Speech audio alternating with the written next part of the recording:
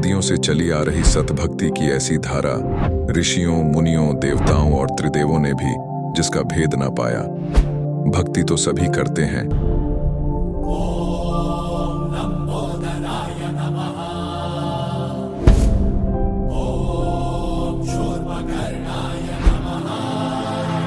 और हरदम यह सोच रहती है कि रहने के लिए आलीशान घर हो, घूमने के लिए बड़े बड़े पार्क हो, खाने पीने के लिए स्वादिष्ट भोजन हो, हम कभी बीमार ना हो, कभी दुखी ना हो और कभी भी ना मरे।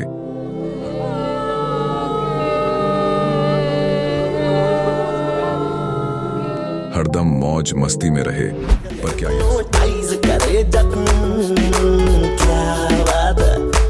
पर क्या यह संभव है? हम सब इतनी भक्ति करते हैं, व्रत करते हैं, श्राद्ध निकालते हैं, कावड़ लेकर आते हैं, बोले बोले, बोले, अरे बोले बोले, बोले। मंदिरों में जाकर मूर्ति पूजा करते हैं,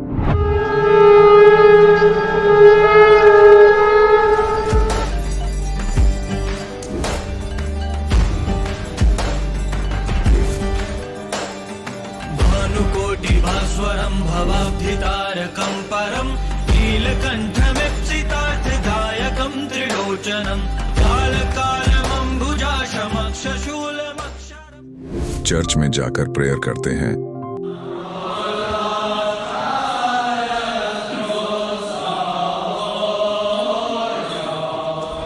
मस्जिद में जाकर नमाज अदा करते हैं,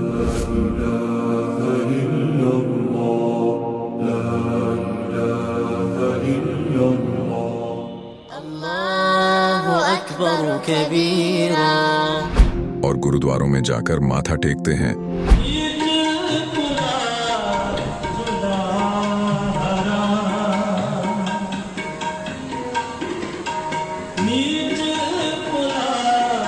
फिर भी दुखी क्यों है?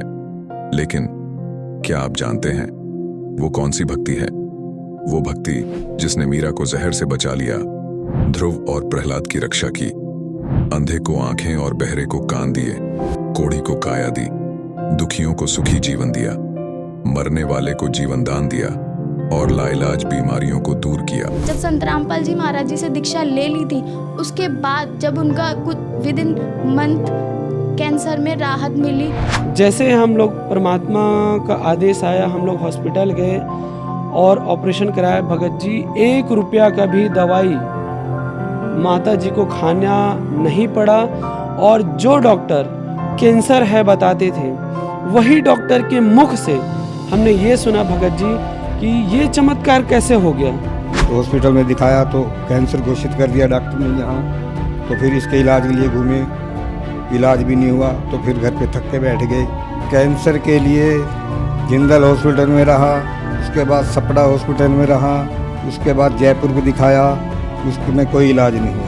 संत रामपाल जी महाराज जी ने चरणामृत प्रसाद दिया और आशीर्वाद दिया और भक्ति ज्ञान दिया, और उसके बाद मैं तंदुरुस्त हूँ। हर दिन में अपना सब कुछ खाता हूँ, मुझे कोई समस्या नहीं। मेरे को बीमारी ये थी सर कि ब्लड ट्यूब में मेरे को एक प्रकार का पस आ गया था और इन्फेक्शन हो गया था।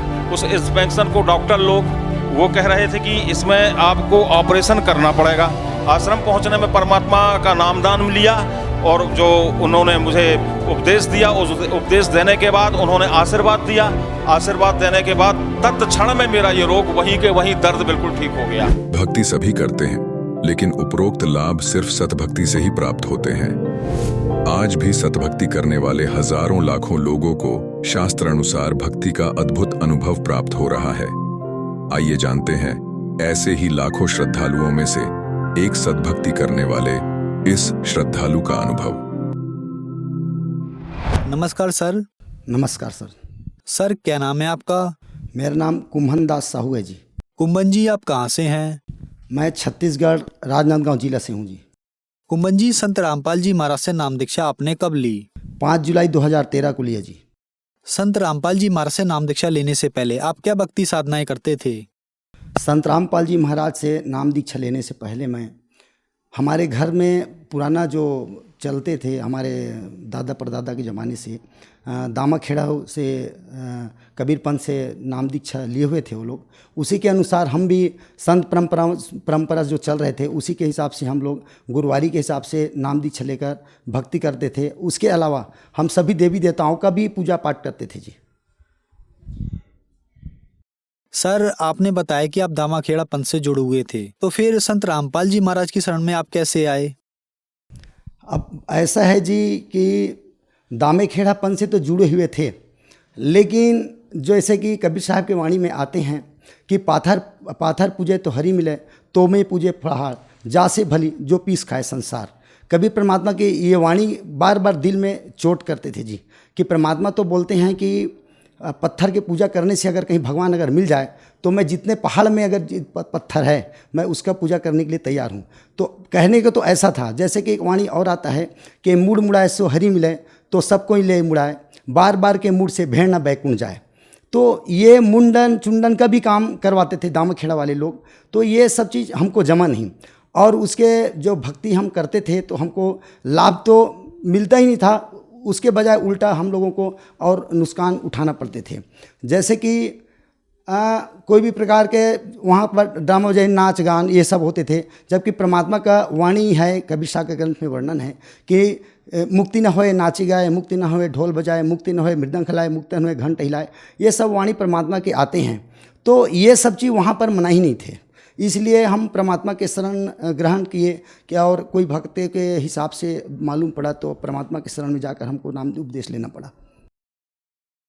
सर, आपके कहने का मतलब है कि आपने दामाखेड़ा पंथ को इसलिए छोड़ा क्योंकि वो कबीर साहब जी को मानते तो हैं, लेकिन कबीर साहब जी की वाणियों के विरुद्ध चलते हैं, इसलिए आप संत रामपाल जी महाराज की शरण में आए। तो सर, संत रामपाल जी महाराज की शरण में आने के बाद क्या आपको लाभ भी मिले? ऐसा है कि संत रामपाल जी महाराज जी के शरण में आने के बाद हमको तो लाभ तो अनेकों मिले हैं, लेकिन हम कुछ लाभ आपको बताते हैं। जैसे कि हमारा जो लड़की है, मेरा 4 बच्चे हैं, 1 लड़का है 3 लड़की है मेरा। तो मेरा जो बड़े वाले लड़की हैं वो बचपन से आज 20 वर्ष का हो गया था, तो वो बिस्तर पर ही पेशाब कर डालते थे। उसका इलाज पानी बहुत कराए, लेकिन ठीक नहीं हो पाए थे। लेकिन परमात्मा का जब जेल धाम जाने के बाद में संत रामपाल जी परमात्मा हैं, तो जब उसके हम तारीख पर जाते थे, पेशी तारीख था उसका, जब तारीख पर गए तो मुंडा का आश्रम में वहाँ पर गए, तो हम भक्तों को वहाँ पर जो सेवादार है उससे बात किए, तो बोले कि परमात्मा के पास अर्जी लगाओ। तो हम जैसे ही परमात्मा के पास में अर्जी लगवाए तो हमको महीना नहीं लगा, हमारे लड़की का जो वो रोग था वो भी ठीक हुआ। उसके बाद में भी परमात्मा ने इतना अच्छा लाभ दिए कि उसका रमणी जो विवाह है वो भी तय हो गया सर जी, और तय होने के बाद में 1 महीने के अंदर में उसका रमणी विवाह का भी कार्यक्रम हुआ। ऐसे टाइप का हमको उसके लिए हम सोच नहीं सकते थे कि हम लाखों करोड़ों रुपया भी लेकर के हम अपने बच्ची के लिए अगर वर ढूंढने जाएं तो हमको वैसे नहीं मिल सकते, क्योंकि आज हम दहेज के बोझ से लदा रहते एक पिता होने के नाते, क्योंकि आज समाज में एक कुरीति घर कर गए हैं जिसके वजह से हमको भी दान दहेज देना पड़ता। आज वो जो बोझ है, हम निम्न वर्ग के हैं, छोटे वर्ग के हैं, तो ये सब दूसरे को देखा दिखाई में हमको भी दहेज देना पड़ता। तो परमात्मा की दया से वो भी उससे भी बचे। जैसे कि हम दूसरे को देखते थे, हम बहुत शौकीन थे शुरू से, तो दूसरे को देखते थे, बाइक वाइक तो था अपने घर पर, लेकिन हमको भी शौक़ लगता था कि हमारे फैमिली लंबा है तो हमारे घर में भी 4 पहिया वाहन हो। लेकिन परमात्मा की दया से जैसे ही हम प्रथम नाम उपदेश लिए तो मेरे घर में जो डिलीवरी वाहन है, जिसको आज के डेट में टाटा एस बोले जाते हैं, वो परमात्मा ने रजत बख्शी और वो हम खरीदे प्रथम नाम उपदेश लेने के बाद में। उसके बाद में 4 महीना के बाद में हमको सतनाम प्राप्त हुआ परमात्मा से। सतनाम प्राप्त होने के बाद में हम दूसरा 4 पहिया वाहन खरीदे, जिसको हम स्कूल में लगाए भाड़े पर बच्चों को ले जाने के लिए। उसके बाद में परमात्मा ने दनादन इतना ही रजा किए कि हम फिर से 4 पहिया वाहन खरीदे। उसके बाद में फिर एक 4 तो हमारे पास 4 पहिया वाहन है। और उसके बाद में अभी वर्तमान का एक घटना बताता हूँ मैं। अभी मई जो 2021 में जो घटना घटे हैं, उसमें मेरे घर पर मैं रूम में प्लास्टर करवा रहा था। तो प्लास्टर करवाने पर मैं जब लाइन का कनेक्शन वहाँ का बंद कर दिया गया, और प्लास्टर का लाइन का जब कनेक्शन बंद किया तो बाहर से हम कनेक्शन लिए हुए थे बाहर, तो वहाँ पर एक बोर्ड में तार लगाए थे, तो सीलिंग का फैन निकाला हुआ नहीं था, क्योंकि सीलिंग का प्लास्टर नहीं कराना है, सिर्फ दीवार का कराना था। तो उतने में जो मिस्त्री जो काम करने के लिए आते हैं बोले कि भैया इसको आप निकाल दो और नहीं तो वो गंदा हो जाएगा, मतलब जो प्लास्टर करेंगे तो जैसे ही उसको निकाल के दिया मेरे हाथ पर, तो मैं दरवाजे के पास पे ऐसे क्रॉस कर रहा था, तो उधर से मेरे अपने लड़के को मैं बोला कि बेटा इसको आप पकड़ो और उधर ले जाकर रखो। तो मैं जैसे ही उसको दिया तो तार वायर था, वो जो कनेक्शन जो लाइन लिए थे वो मेरे उंगली पर आकर टूट के रखा। तो जब टूटा तो मेरे को करंट लग गया। करंट 5 मिनट तो लगा था, मेरे घुटने इतना पानी था रूम के अंदर में। तो मैं परमात्मा की दया से, अगर मान लो मैं परमात्मा से अगर नाम उपदेश संत रामपाल जी महाराज से नहीं लिया रहता तो आज वो जो 2 मिस्त्री था, एक वर्कर था और काम करने के लिए मजदूर आए थे, वो मेरे भी लड़का भी साइड में खड़ा हुआ था, तो हम सभी लोग अगर नाम उपदेश नहीं लिए रहते संत रामपाल जी महाराज से तो हम लोगों का आज अब मौत एकदम तय था। तो ये बहुत बड़ी चमत्कार हुई हमारे साथ में। सर, क्या आप नशा भी करते थे? जी सर जी, मैं तो नशा के मामले में तो बहुत ज़्यादा ही ये था, शराब भी पीता था और हमारे छत्तीसगढ़ प्रचलन है जो जिसको गुड़ाखू कहते हैं उसका भी मैं सेवन करता था, गांजा के भी मैं सेवन करता था। बाहर कुछ दिन मैं काम किया हूँ, वहाँ पर जो चरस वगैरह बोलते हैं उसका भी मैं सेवन किया था। तो मैं नशा करके अगर जब घर में आता था तो उनमें घर मेरे परिवार बीवी बच्चे लोग सब डर के सहमे सहमे रह जाते थे। जब मैं परमात्मा से नाम उपदेश लेकर आया और कम से कम मैं 1 महीना तक के ना एकदम सुन रह करके जब भक्ति किया तो वो लोगों का उमंग और खुशी का वो ठिकाना नहीं था, उसके बारे में मैं बयान नहीं कर सकता। तो मैं भी बहुत नशा पानी करके बहुत बड़ी दुराचारी था। मैं कहा जाए मैं एक राक्षस था जिसे परमात्मा के शरण जाने से एक मानव बनाया परमात्मा ने मुझे, संत रामपाल जी महाराज ने।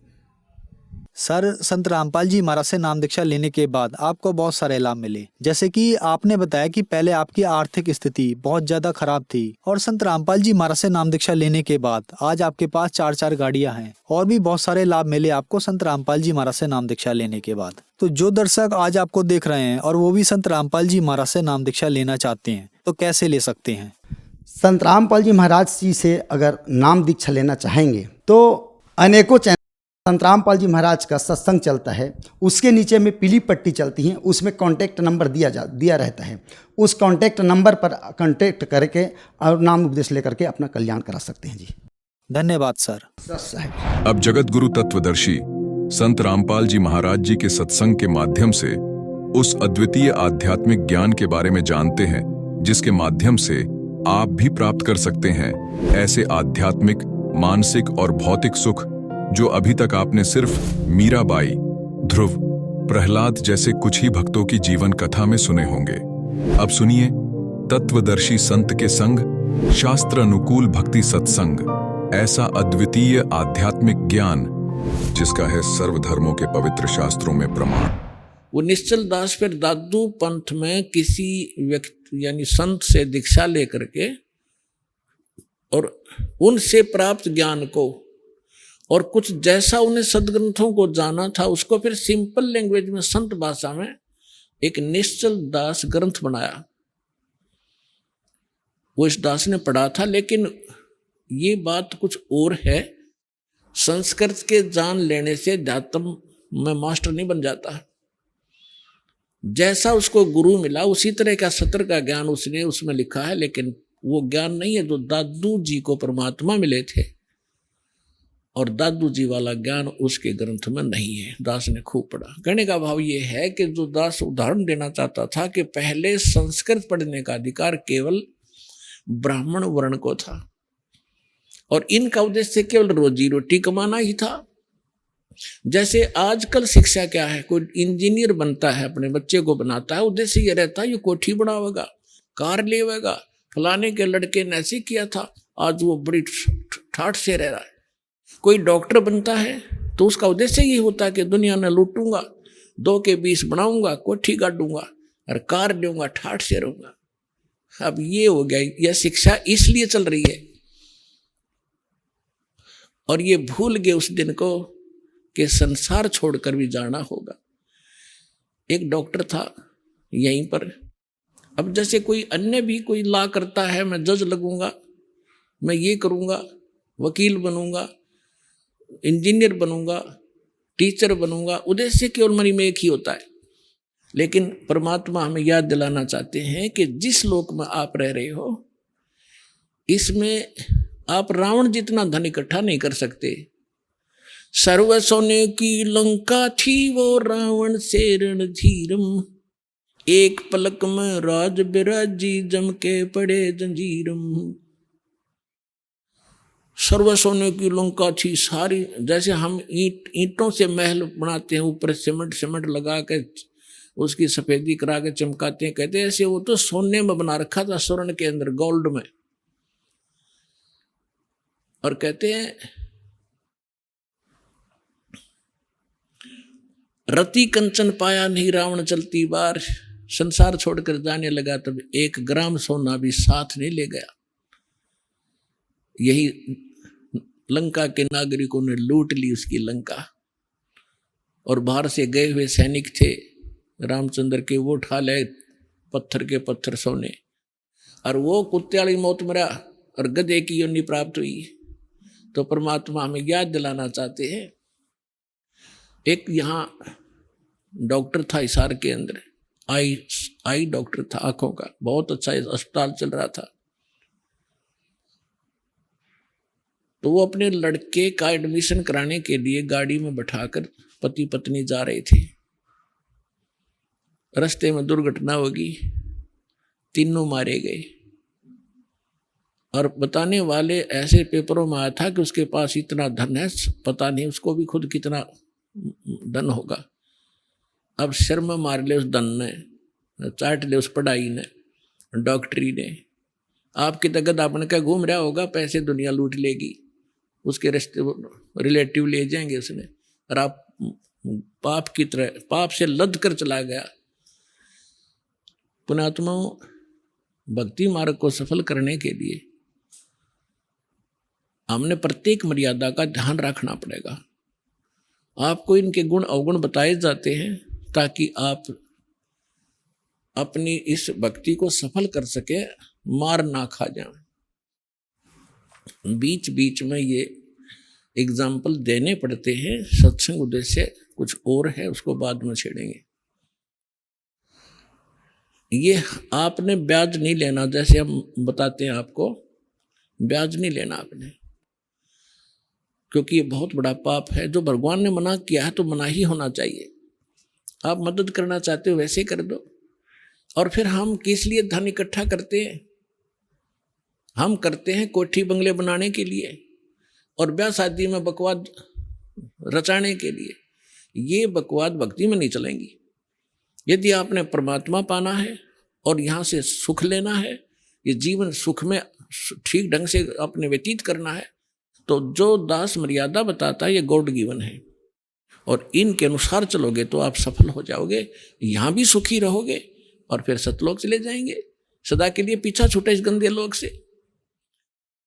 रोहतक के अंदर एक मिगलानी परिवार था, है वो अब भी कुछ तो विशेष बचे होंगे, और वो क्या करता था, फाइनेंस का काम किया करता, और 15, 10, 12, 18% ब्याज लेता था।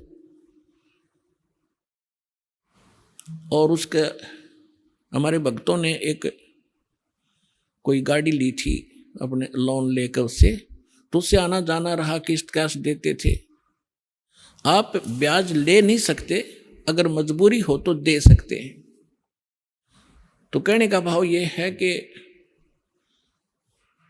जब हमारे भक्त कहीं जाएंगे तो ज्ञान भी सुनाएंगे। उससे जो फाइनेंसर था उसका पिता वहां बैठा करता था उस बच्चे के ऑफिस में, उस पिताजी से ज्यादा संपर्क रहता था उन भक्तों का जाना आना। उनसे समझाया करते थे कि आप भक्ति करो, हमारे गुरुदेव के पास यथार्थ भक्ति है, आप ऐसे ऐसे ज्ञान सुनाते थे। तो वो व्यक्ति कहता था, उनका पिता, कि आज मेरे जैसा सुखी संसार में नहीं है, और मैं शंकर भगवान की पूजा करता हूँ, वैष्णो देवी की पूजा करता हूँ, मैंने गुरु भी बना रखा है, आप क्या मुझे शिक्षा दे रहे हो? एक लड़का तो फाइनेंसर है, महीने की लाख रुपए की कमाई है इसकी, एक बेटा मेरा जज है, उसकी पत्नी भी जज है, अब मुझे क्या शिक्षा देते हो तुम? अपने आत्मा ये बात ध्यान रखना आप कि जब तक परमात्मा ने बताया है कि जब तक इस प्राणी के पूर्व जन्म की भक्ति और दान कमाई शुभ संस्कार चलेंगे, तब तक ये कोई भक्ति करो चाहे ना करो, कितने पाप इकट्ठा करता रहो, वो तो उसको मिलेगा ही मिलेगा।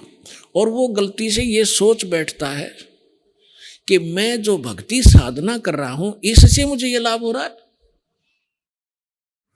और जब वो पुण्य समाप्त हो जाएंगे, पाप का दौर शुरू होगा, फिर उसकी सारी पूजा दरिद्राई रह जाएंगी वहां पर। वही पूजा करते करते उसका विनाश हो जाता है। तो वो उस भक्ति से उसको कोई लाभ नहीं था। अगर उस भक्ति से होता तो आगे भी बचाव होता। तो कुछ दिनों के बाद पेपर में एक समाचार पत्रों में खबर छपी और उस खबर को पढ़कर उस भक्त ने हमें बताया, जी ऐसे ऐसे हम एक फाइनेंसर से कुछ वो लोन लिया था, लोन तो उनका क्लियर हो चुका था। फिर उनको याद आया कि तो वही व्यक्ति है जो यूं कहा करता कि मेरे जैसा सुखी नहीं, उसमें क्या लिखा था। फिर वो जाकर आए, वहां पर शोक व्यक्त करने भी गए। उस समय तो बात करण की भी नहीं थी ना, अच्छा नहीं लगा था। बाकी वो जाके आए, सारी कथा सुनी। क्या हुआ कि उन्होंने एक संडे के दिन एक धार्मिक अनुष्ठान करवाया अपने गुरुजी से। धार्मिक अनुष्ठान करवाया, सारे जो क्रिया थी वो करी, कोई जागरण जुगरण करवाया, जैसा भी हवन पवन किया। तो उस बची हुई सामग्री को, जैसे हवन से बची हुई राख को फूल चढ़ाते हैं, फूलों को उनको जल प्रवाह करते हैं बाद में। तो वो दोनों भाई फाइनेंसर और वो जज, उन दोनों को गाड़ी में बैठकर विसर्जन करने गए थे। एक रोहतक से झज्जर रोड के ऊपर, झज्जर साइड में, रोहतक साइड, दिल्ली साइड में एक जवाहरलाल नेहरू कैनाल है, पक्की नहर है, बहुत चौड़ी, और उसमें पानी जब चलता है तो फुल बहुत बह के चलती है। साथ में ड्राइवर था। उन्होंने जो लिफाफा ले रखा था फूल फाल, वो जाकर के ऐसे पानी में डालना चाहा किनारे खड़ा होकर के। वो कुछ पटरी टेढ़ी थी उसकी, ऐसी स्लोप में, वो ऐसे गिर गई। उन्होंने सोचा कि जल प्रवाह तो नहीं हुआ, पानी कुछ नीचे है। तो एक भगत ने दूसरे का हाथ पकड़ लिया। जज खड़ा रहा, उसका जो फाइनेंसर भाई था वो उसको अपना हाथ पकड़ा कर उसको, और नीचे को होकर ऐसे जल प्रवाह करने लगा पटड़ी पर पड़ी हुई स्लोप के अंदर उस सामग्री को। ऐसा पैर फिसला, वो झटके में दूसरा भी साथ ही, दोनों उस दरिया में बह गए।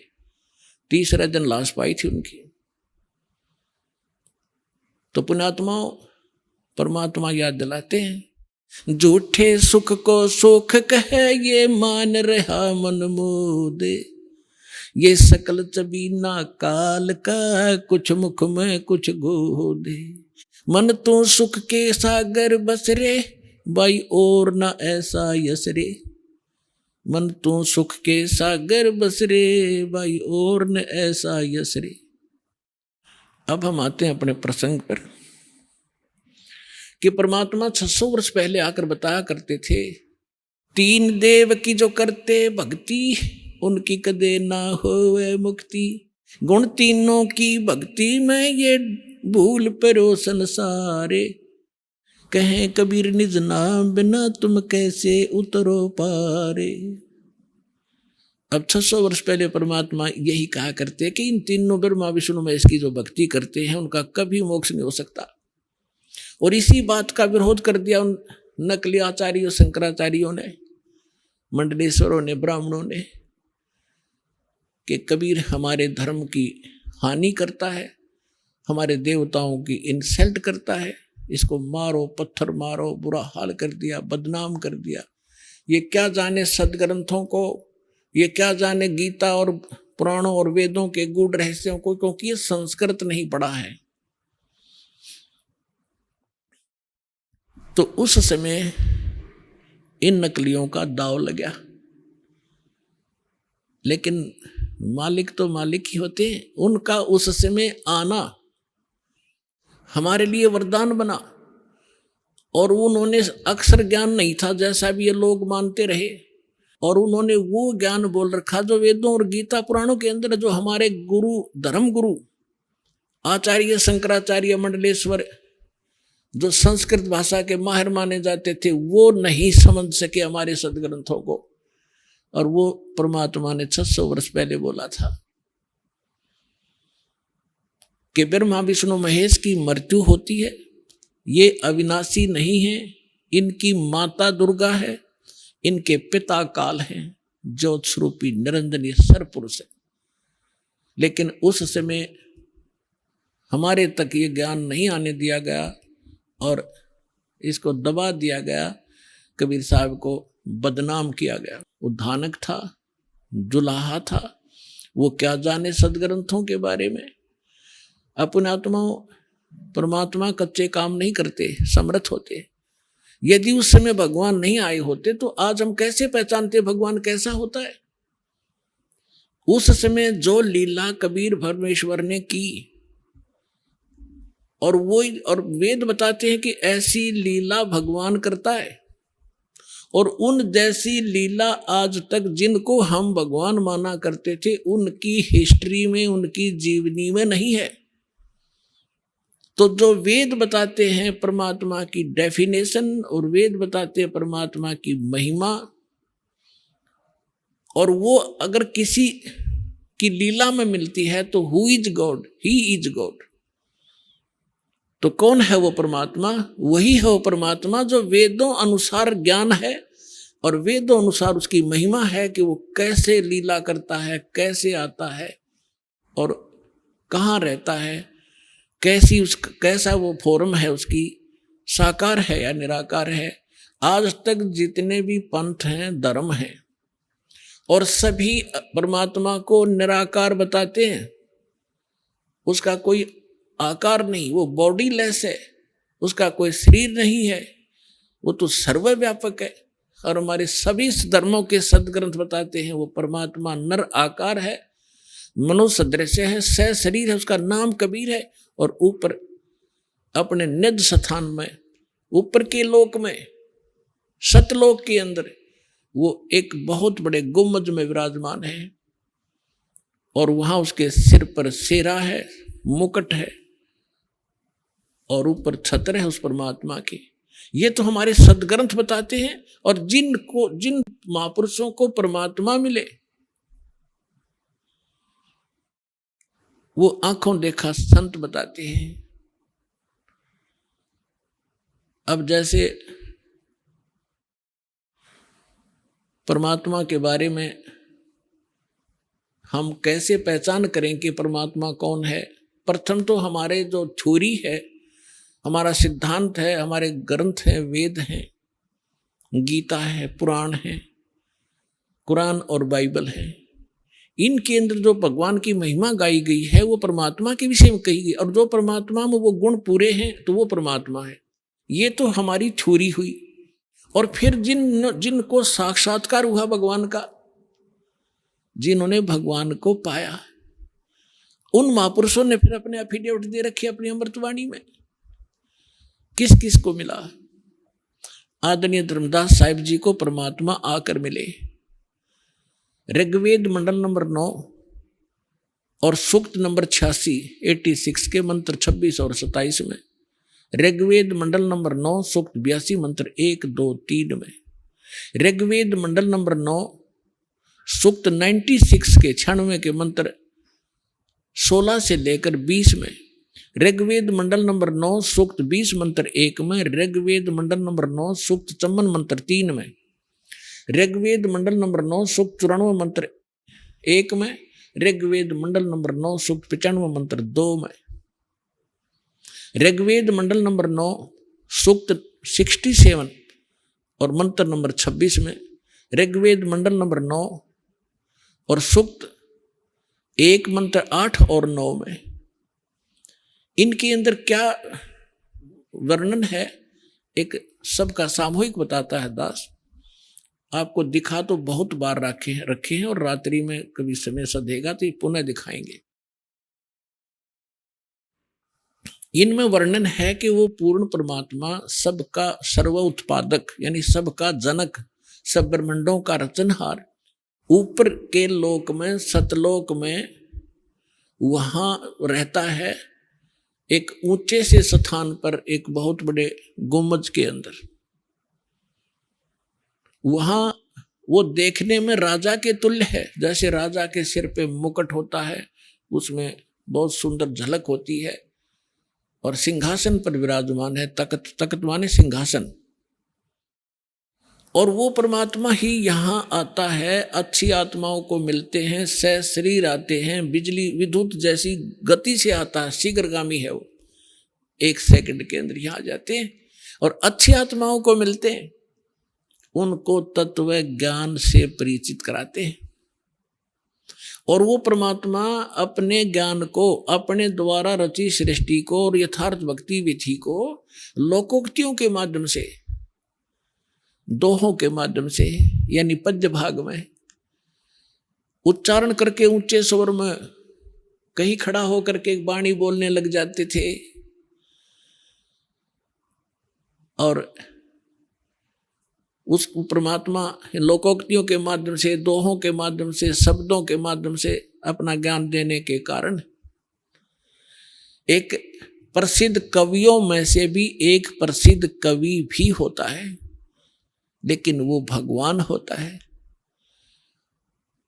और कवियों की तरह आचरण करता है, घूमता फिरता है, अपने ज्ञान को देता रहता है, अच्छी आत्माओं को मिलता है, उनको सत संदेश देता है, अपने से परिचित कराता है। वो परमात्मा 3 प्रकार से हमारा धारण पोषण करता है, 3 स्थिति से।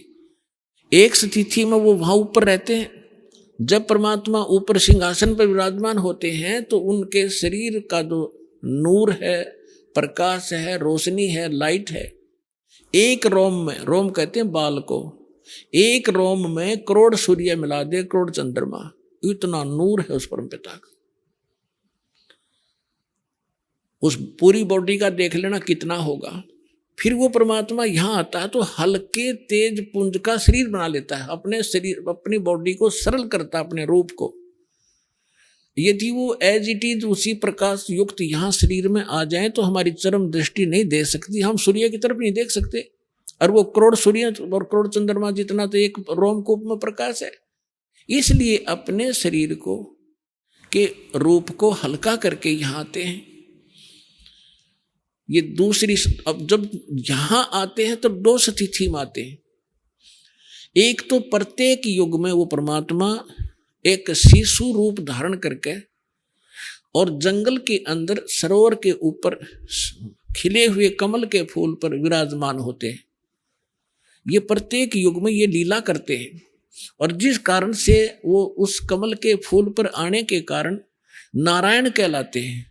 नार माने जल, आयन माने उस पर विराजमान होने वाला, इसलिए वो परमात्मा नारायण है। हम ही विष्णु जी को नारायण समझ रहे थे, शेषनाग पर लौट रहा समुद्र में, ये तो रची रचाई माया था। तो उस परमात्मा ने सारा कुछ रचा और प्रत्येक युग में आके ये लीला करते हैं, जिस कारण से वो नारायण भी कहलाते। अब जैसे भगवान कहते हैं तो भगवान हम इनको भी कहते रहे, ब्रह्मा विष्णु महेश को। ये अपने सत्र के भगवान है, जितना इनकी जैसे आपको डेफिनेशन बताई है कि एक मंत्री भी साहब कहलाता है, डीसी भी साहब कहलाता है, और मुख्यमंत्री भी साहब कहलाता है, प्रधानमंत्री और राष्ट्रपति जी भी साहब कहलाते हैं। तो इन साहबों में बहुत अंतर होता है। तो इसी प्रकार वास्तव में नारायण, वास्तव में साहब कौन है? प्रधानमंत्री और राष्ट्रपति जी, जो हमारे राष्ट्र के कुल मालिक हैं, राष्ट्रपति जी। तो इसी प्रकार हाँ, अन्य भी साहब हैं, एक एसडीएम भी साहब को आता है, तहसीलदार को भी साहब कहते हैं। तो ऐसे ये भी नारायण है विष्णु जी। ये समुद्र पर लेट गया शेष की नाग पे, शेष नाग की सैया पे।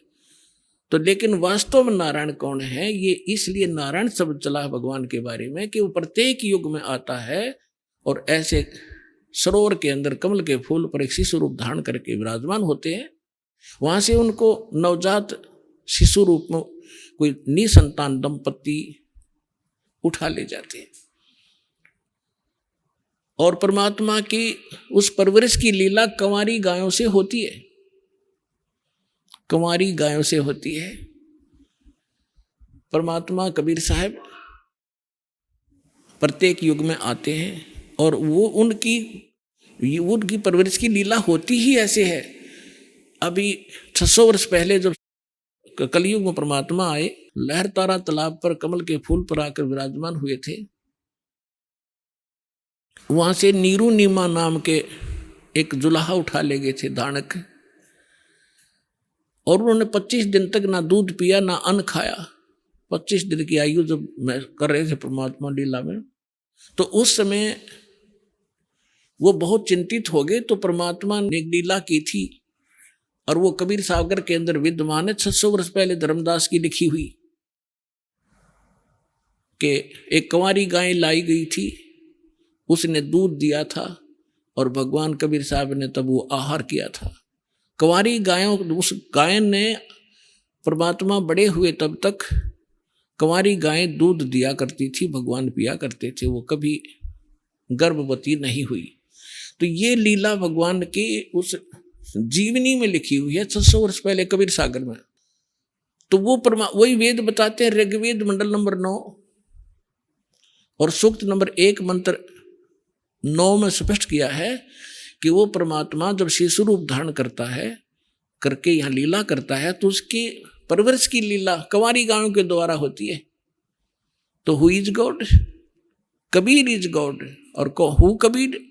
Who is Kabir? वो धानक रूप रहा करतार। अब उन महापुरुषों ने जिन्होंने भगवान मिला, उनमें से कौन कौन है आपको दिखाते हैं। आदरणीय धर्मदास साहिब जी बांधोगढ़ वाले, उनको भगवान मिले। आदरणीय मलुकदास साहिब जी,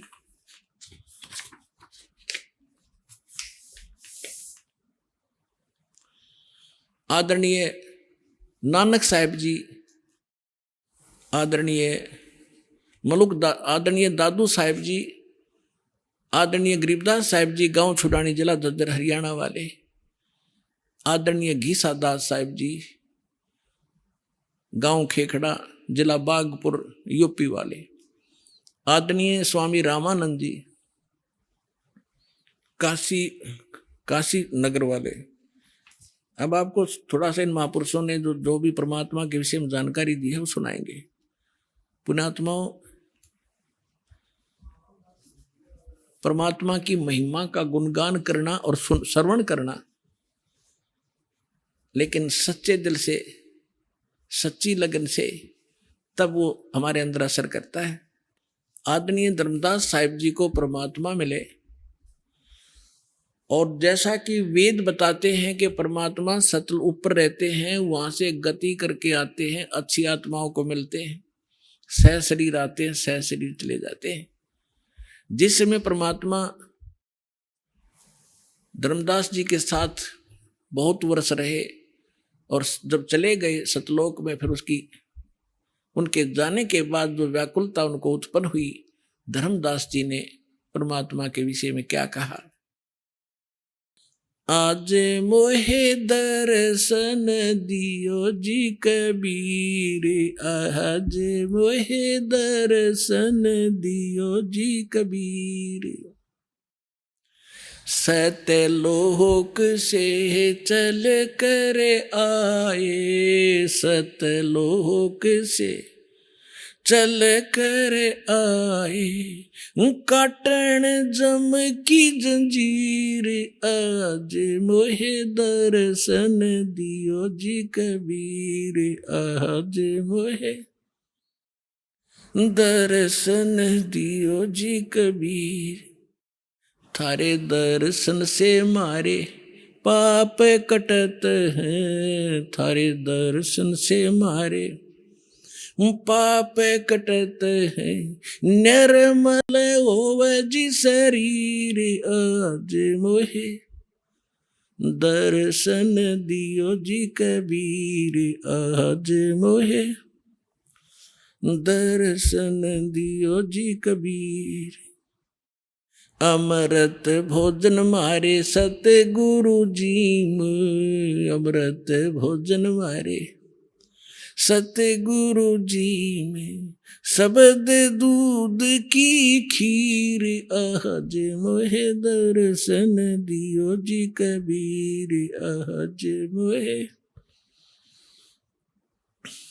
हिंदू हो के तुम देव कहाए, हिंदू हो के तुम देव कहाए, मुसलमान के पीर, आज मोहे दर्शन दियो जी कबीर, आज मोहे दर्शन दियो जी कबीर। दोनों दीन का झगड़ा छिड़ गया, दोनों दीन का झगड़ा छिड़ गया, टोहे न पाए शरीर, आज मोहे दर्शन दियो जी कबीर, आज मोहे। धर्मदास की अर्ज गुसाई, धर्मदास की अर्ज गुसाई, खेवा लंगाइयो पर ले तीर, आज मोहे दर्शन दियो जी कबीर, आज मोहे दर्शन दियो जी कबीर। धर्मदास जी ने क्या बताया कि सतलोक से चलकर आए और काटन जम की जंजीरी। गरीबदास साहब जी कहते हैं, सतगुरु आए दया करी, ऐसे दीन दयाले, बंदी छोड़ व्रतास कहा, जठर अग्नि प्रतिपाले। अजब नगर में ले गए हमको सतगुरु आने। परमात्मा गरीबदास साहब जी कहते हैं, गांव छुड़ानी जिला दद्दर वाले, अजब नगर में, उस अजब सतलोक में जो भगवान जहां रहते हैं, अजब नगर में ले गए हमको सतगुरु आने, आकर लेकर गए सतलोक में, फिर वापस छोड़ा। जल के बिंब अगाध गति, वहां सूते चादर ताने। गीता अध्याय नंबर 18 के श्लोक नंबर 62 में कहा कि अर्जुन तू सर्वभाव से उस परमेश्वर की शरण में जा, उसकी कृपा से तू परम शांति को और सनातन परम धाम को प्राप्त होगा। यहाँ गरीबदास जी क्या कहते हैं, अजब नगर में ले गए हमको सतगुरु आने, यहां से आकर लेकर गए। जल के बिंब अगाध गति, वहां सूते चादर ताने। चादर तान के सोना मुहारा है, हमारे यहाँ देसी लोकल लैंग्वेज का, मैं ये भाषा में लिखा हुआ है।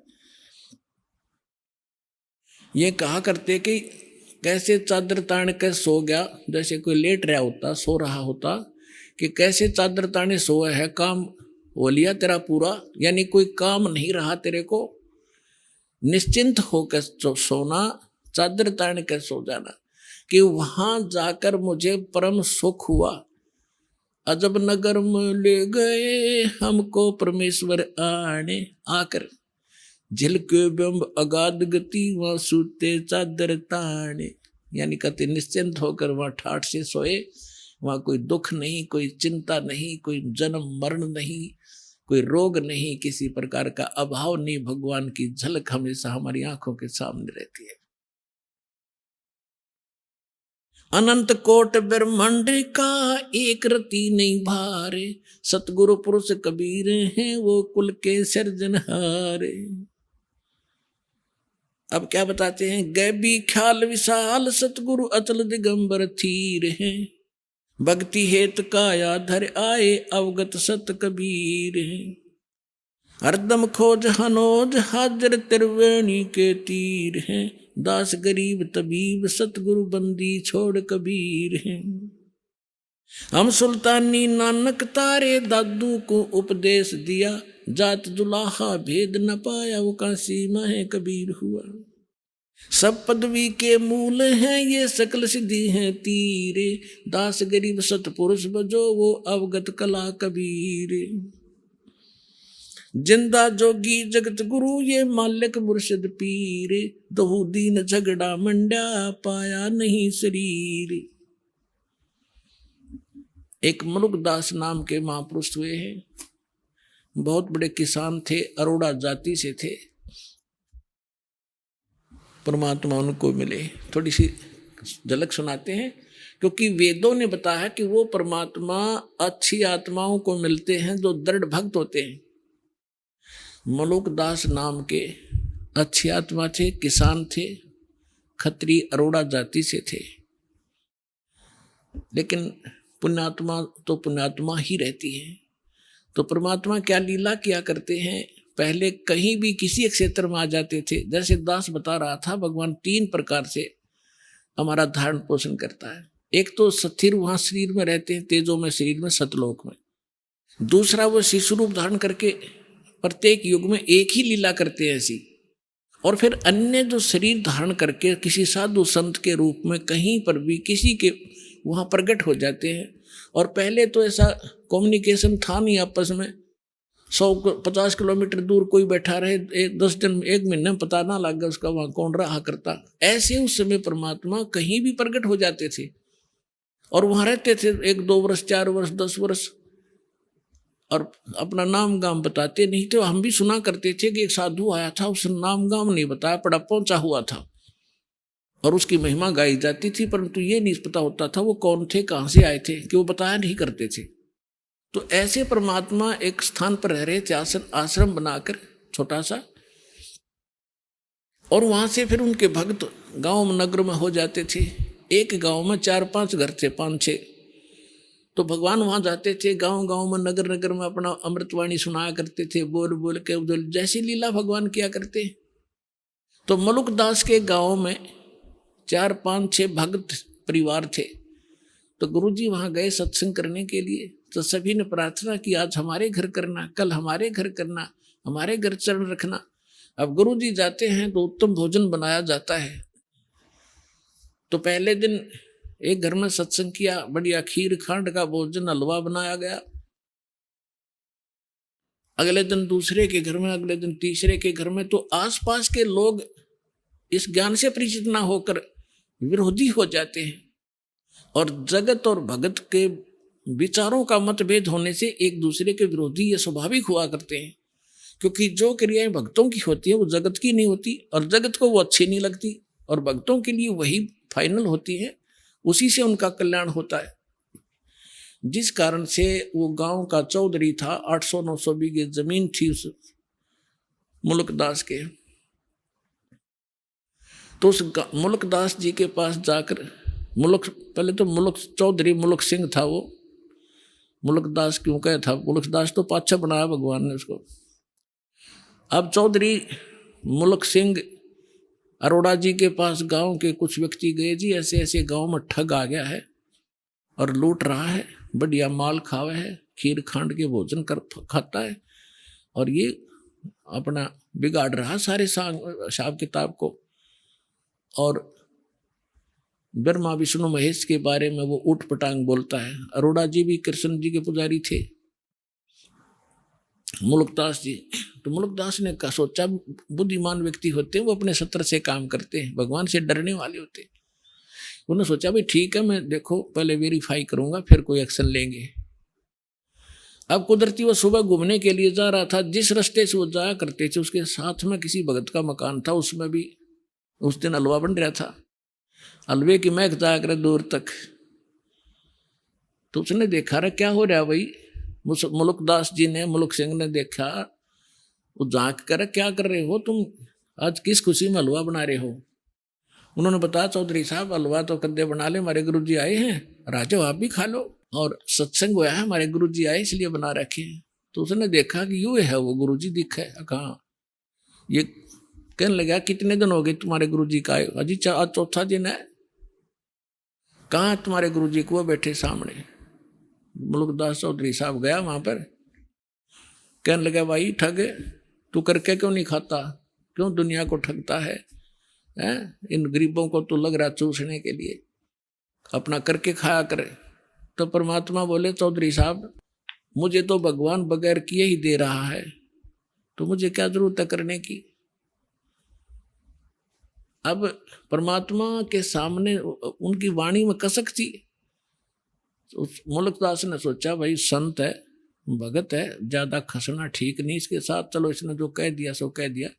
तो उसने ढंग से उत्तर दिया कि एक बात बता महाराज जी, ये भगवान मुझे क्यों नहीं देता बगैर किए? परमात्मा बोले कि तुझे विश्वास नहीं है, तेरे पास वो भक्ति नहीं है जिसमें भगवान बगैर करे भी दे देता है। अब वो भक्ति भक्ति तो इतनी समझा नहीं, कहने लगा कि एक शर्त रख। मुल्कदास जी बोले बोल।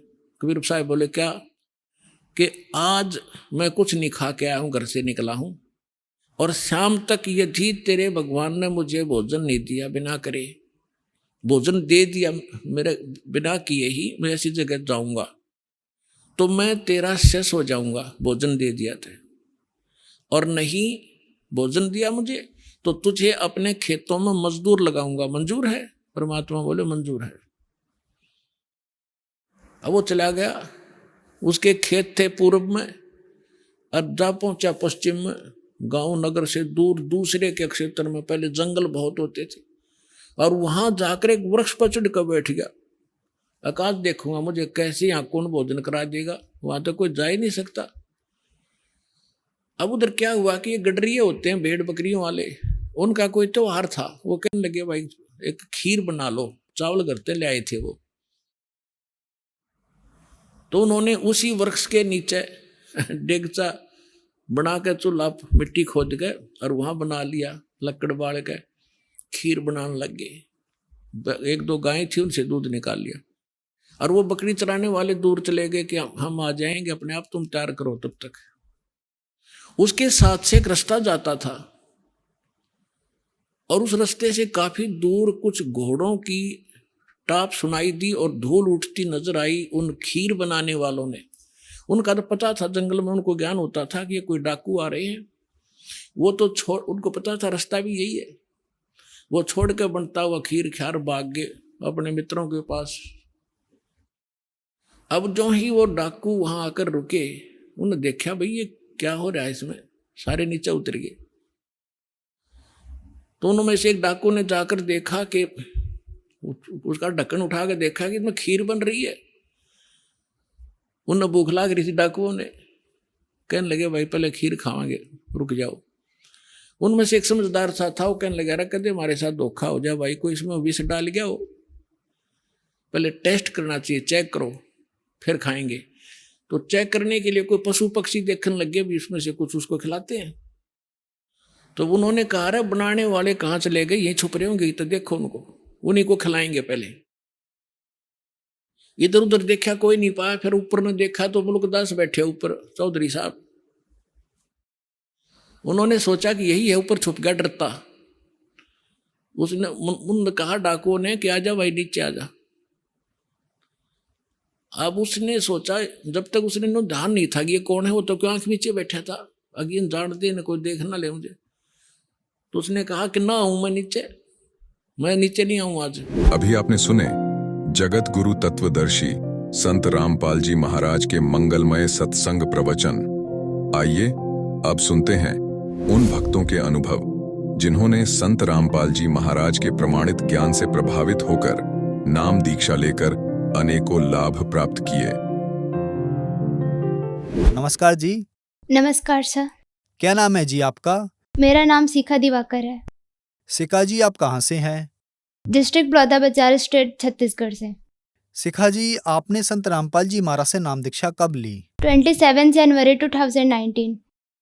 शिखा जी क्या आप भक्ति साधनाएं भी करती थीं? अगर आप भक्ति साधनाएं करती थीं तो कृपया हमारे दर्शकों को बताएं कि आपने क्या क्या भक्ति साधनाएं की हैं। जो सभी हिंदू धर्म में प्रचलित देवी देवता की भक्ति करती थी, जैसे कि देवी दुर्गा, गणेश जी, शिव जी और बहुत सारे। और हमें बहुत ज़्यादा दुख तकलीफ होने की, भूत प्रेत की बाधा होने के कारण हमने 5 साल मुसलमान धर्म में भी जाके भक्ति की थी। और मेरे पापा ने हमारी दुख तकलीफ के चलते अजमेर शरीफ गए थे। वहाँ संकल्प किए थे कि अगर हमें हमारी सारी दुख तकलीफ ठीक हो जाएगी तो हम मुसलमान धर्म में कन्वर्ट हो जाएंगे। शिखा जी, आपने बताया कि हिंदू धर्म में सभी प्रचलित भक्ति साधनाएं आप करती थी। आपको बहुत दुख थे और अपनी परेशानियों और दुखों के निवारण के लिए आप मुस्लिम धर्म में भी गए। वहाँ भी आपने मुस्लिम धर्म से संबंधित सभी भक्ति साधनाएं की। तो शिखा जी, ऐसी क्या दुख परेशानियां थीं आप लोगों को कि आपको यह सोचने पर मजबूर होना पड़ा कि हमारे दुख अगर मुस्लिम धर्म की भक्ति साधना से समाप्त हो जाते हैं तो हम हमेशा के लिए मुस्लिम धर्म में कन्वर्ट हो जाएंगे? क्या दुख परेशानियां थीं आपको? कृपया हमारे दर्शकों को बताएं। हमें बहुत ज़्यादा भूत प्रेत की बाधा रहती थी। हर टाइम मम्मी सुबह से शाम तक भूत प्रेत की बाधा में पीड़ित रहती थी। हमने बचपन से बहुत सारे भक्ति साधना किए। हमने 5 साल मुसलमान धर्म में जाके भक्ति किए। वहाँ बताते थे कि आप नमाज़ पढ़ो, रोज़ा रखो 1 महीने। हम हमेशा नमाज़ पढ़ते थे, 5 वक्त नमाज़ रहता था। वहाँ रोज़ा रखते थे और हमें फिर भी कोई लाभ नहीं मिलता था। तो फिर संत रामपाल जी महाराज जी की शरण में आप कैसे आए? आपको कब लगा कि अब मेरी समस्याओं का समाधान कहीं भी नहीं है, अब मुझे संत रामपाल जी महाराज जी की शरण में जाना चाहिए? मेरी बुआ है लता दासी बिलाईगढ़ से, वो संत रामपाल जी महाराज जी के शिष्य हैं। उन्हें हमारे दुखों को सुनकर बहुत तकलीफ़ होता था, तो एक दिन 2-4 भगत भाइयों को लेकर हमारे घर आई और उन्होंने ज्ञान समझाया कि अगर आप संत रामपाल जी महाराज जी से नाम दीक्षा ले लोगे तो आपकी सारी परेशानियां दूर हो जाएगी। तो हमने उनके ज्ञान को समझकर हमने 27 जनवरी 2019 को सांपा नामदान केंद्र में नाम दीक्षा ले ली संत रामपाल जी महाराज से। आपने बताया कि आप बहुत ज़्यादा दुखी थी, तो संत रामपाल जी महाराज जी से नाम दीक्षा लेने के बाद आप लोगों को लाभ भी मिले? हमें बहुत सारे लाभ मिले, जैसे कि मुझे भूत प्रेत की बाधा रहती थी और हमेशा बुखार, खांसी, सर्दी, पेट में दर्द वगैरह, बहुत ज़्यादा तबीयत ख़राब रहता था। तो संत रामपाल जी महाराज जी की दया से अब कभी तबीयत ख़राब नहीं होता। मैं पूरी तरह से ठीक हूँ। और मेरी मम्मी को और भैया को सिकलिन की प्रॉब्लम थी जिसमें खून नहीं बनता, और हमने बहुत सारे डॉक्टरों को दिखाए। डॉक्टर बोलते थे कि इन्हें जीवन भर दवाई खानी पड़ेगी। तो जब से संत रामपाल जी महाराज जी से नाम दीक्षा लिए हैं तब से 1 गोली तक नहीं खाए हैं। और मेरे पापा को पथरी था 11 mm की किडनी में, तो डॉक्टर उन्हें ऑपरेशन के लिए बोले थे, लेकिन संत रामपाल जी महाराज जी से नाम दीक्षा लेने के बाद ऑपरेशन भी टल गया। और मेरे दादा को श्वास की बीमारी थी, उन्हें भी डॉक्टर बोलते थे कि ज़िंदगी भर दवाई खानी पड़ेगी, लेकिन संत रामपाल जी महाराज जी से नाम दीक्षा लेने के बाद उन्हें 1 गोली तक नहीं खाई है। और मम्मी और मुझे भूत प्रेत की बाधा ही हमेशा रहती थी, तो अब भूत प्रेत की बाधा हमारे पास तक नहीं आई है। ये इतनी सारी रिपोर्ट है जो कि हमारे घर में सबको प्रॉब्लम रहती थी, उसकी रिपोर्टें हैं। संत रामपाल जी महाराज से नाम दीक्षा लेने के बाद आपको बहुत सारे लाभ मिले। तो जो दर्शक आज आपको टीवी पर देख रहे हैं और वो परेशान हैं आप ही की तरह, जैसे कि आपने बताया कि हिंदू धर्म से संबंधित सभी भक्ति साधनाएं आप करती थी, लेकिन आपको कोई लाभ नहीं हुआ, तो आप मुस्लिम धर्म में गए और 5 साल तक वहाँ आपने नमाज पढ़ी, रोजे भी रखे, और आप ये भी कह रही हैं कि अगर मेरा रोग ठीक हो जाता तो हम सभी लोग मुस्लिम धर्म में कन्वर्ट हो जाते। लेकिन संत रामपाल जी महाराज जी की शरण में आने के बाद आप लोग ठीक हो गए। तो जो दर्शक आज आपको टीवी पर देख रहे हैं और वो भी किसी न किसी परेशानियों से ग्रस्त हैं, उनके लिए आप क्या कहना चाहेंगी? यही कहना चाहूंगी कि मानव जन्म दुर्लभ है, मिले न बारंबार, तरवर से पत्ता टूट गिरे बहु न लगता डार। जिस प्रकार की पेड़ से पत्ता टूट के गिर जाता है फिर दोबारा नहीं लगता, इसी प्रकार मानव जन्म बार बार नहीं मिलता। कबीर परमात्मा संत रामपाल जी महाराज जी के चोले में आए हुए हैं। आप उनसे उनके सत्संग सुने, पुस्तक पढ़ें और ज्ञान समझें, और नाम दीक्षा लेकर अपने सारे परेशानियां दूर करवा सकते हैं। संत रामपाल जी महाराज से नाम दीक्षा कैसे ली जा सकती है? संत रामपाल जी महाराज से नाम दीक्षा आज बहुत अनेकों टीवी चैनलों पर उनके सत्संग आते हैं। उनके नीचे पट्टी दी जाती है, उसमें कॉन्टैक्ट नंबर दिए जाते हैं, उसमें कॉन्टैक्ट करके आप अपने नज़दीकी नाम दीक्षा केंद्र का पता करके उनसे अपना मोक्ष करवा सकते हैं। धन्यवाद जी। धन्यवाद।